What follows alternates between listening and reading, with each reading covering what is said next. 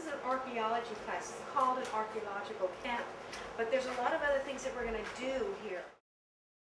Okay, so I guess what we need to do is tell you why do you think it's called archaeology, or tell me does anybody know what the word means, archaeology? History. It's a history of what? People. And what do you think archaeologists want to know about that? What do they want to know about people? What they did back? What they did a long time ago, how did they live, right? I want you to take this corner, the other corner, and I want you to fold it in like this. Okay, so now Put it together. put it together It again. has to be together when you fold it.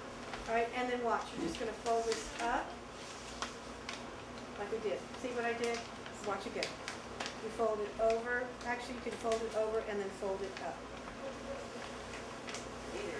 Okay? It's the fold. Okay. This is Mr. Ernesto Uribe, and he's been a resident of San Ignacio all his life. Are you related to the person who built the fort? Are you related to the person, Mr. Trevino, who built this fort? Yes. And how are you related? Well, he, one of his daughters married my great-great-great-grandfather, the grandfather for this, Blas Maria Uribe. Blas Maria Uribe. Yeah, and so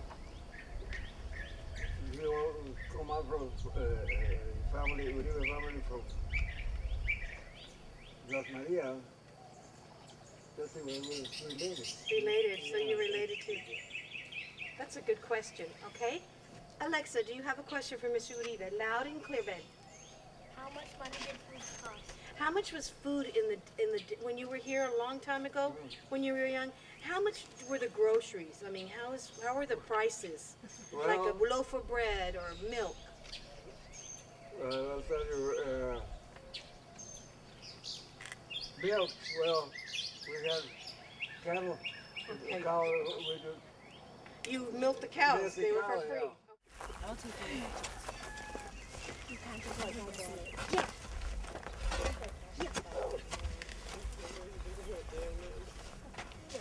There you go. You're supposed to use it.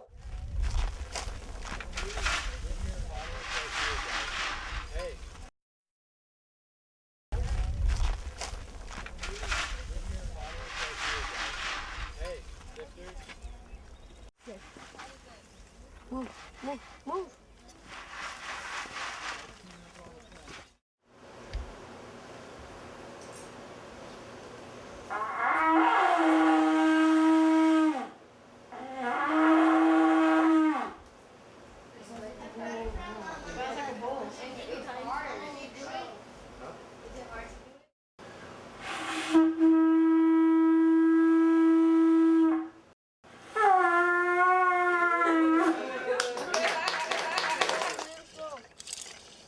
I smell it. I see it.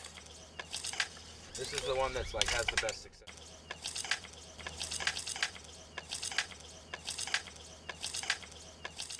Let's talk about sundials.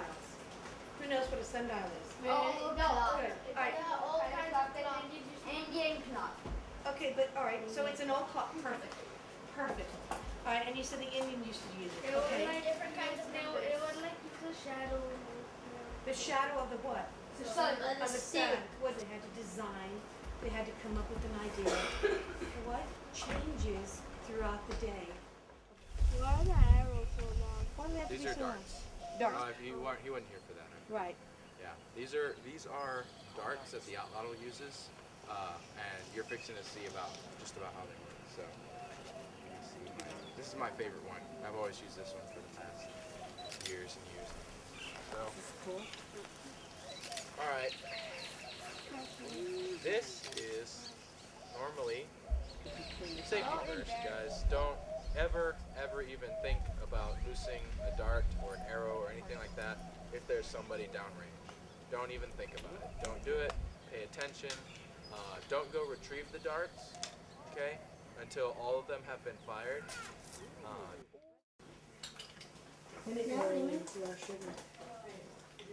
you can have one of those.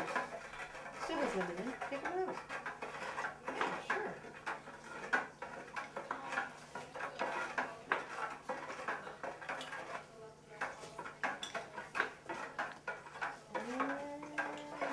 Right now we're roasting the nopal pads, the pencas, on a steep fire. And then when we get them all roasted, then we're gonna cut them up, and we're gonna mix them with some fresh tomatoes and onions and garlic. Oh, that sounds And good. spices, and then we're gonna cook them further, make like a little like a stew out of them. And then we're gonna make corn tortillas on the fire also, on the comal. All And then right. we're gonna make tacos out of cactus and cheese, and we're gonna make quesadillas. And, we're gonna talk about native plants that are good medicine. Okay, so we're gonna go ahead, and this is a super simple test. You're gonna take your little disc, okay, and it has it's glued down to a little piece of paper. You're gonna take it apart. And you wanna put take off the backing of the disc, exactly, and you're gonna put that disc on the bottom of your little container. You're going to test how much oxygen, Daniel, how much oxygen the bacteria is using when they break down and eat what they're eating, the bacteria. And if they're breaking down and using up too much oxygen, it's like a domino effect. If you ever do like a little dominoes, have you ever seen that? And then you hit the first one and what happens? They all fall. Okay, that's what happens when there is something that is not balanced. This is the pump room here, and there's 2 filter pumps that are pumping the water out of the filters, and they pump it to the clear well. This galvanized tank here is called the clear well. Clear well, the galvanized. So, gray color is drain pipe. That's rainwater. That's where we do our backwash. That's called the rain. That's rainwater right there. I forgot to mention anything that's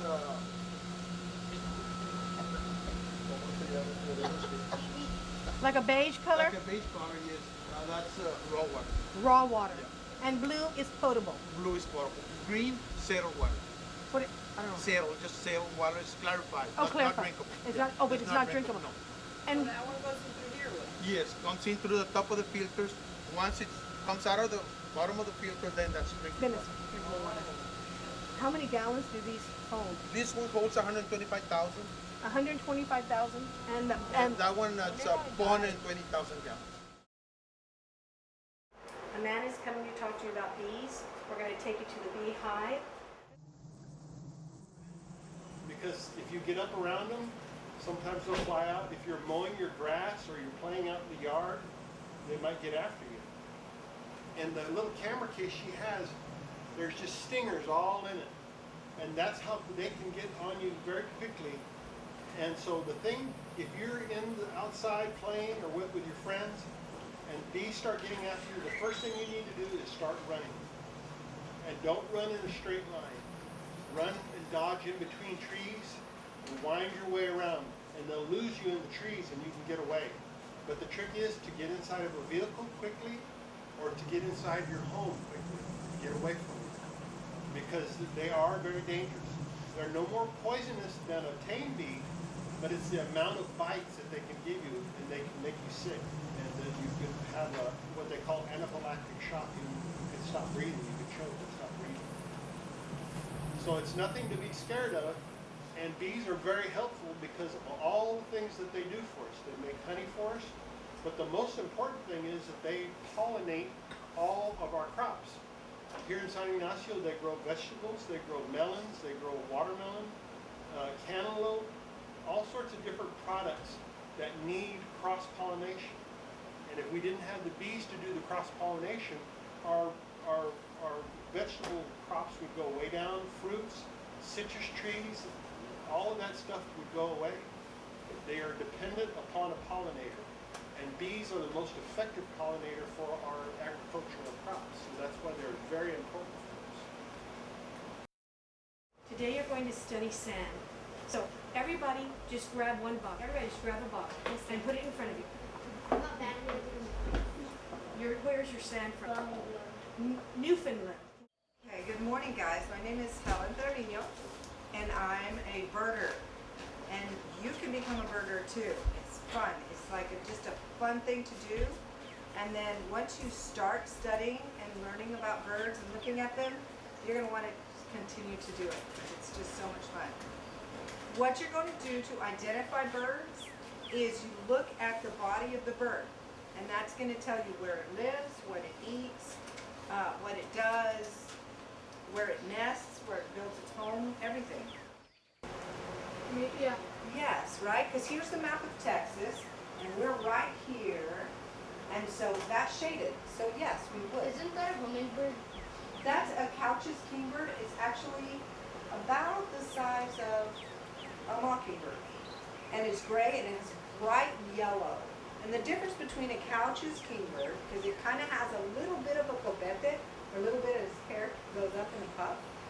There's another one that's called a kiskadee, and it looks like, we call it a bandido, because he has black like this, black markings, and he goes, kiskadee, kiskadee, kiskadee. It's real loud, and it lives kind of close to the water.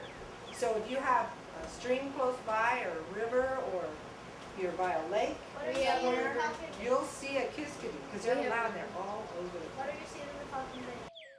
Here's another bird that you'll see here a lot by Falcon Lake, especially. It's called the kingbird. And I'm going to tell you about the kingbird. He hangs out like where the trees overhang the lakes and the water areas. Bless you. It'll hang out on the branches because it has a beak that's adapted to go and fish for, go get fish. So he'll sit there and he'll watch the fish. He's got this huge beak, and he goes down and snatches the fish. And you can actually see the little fish hanging out of his mouth when he gets one.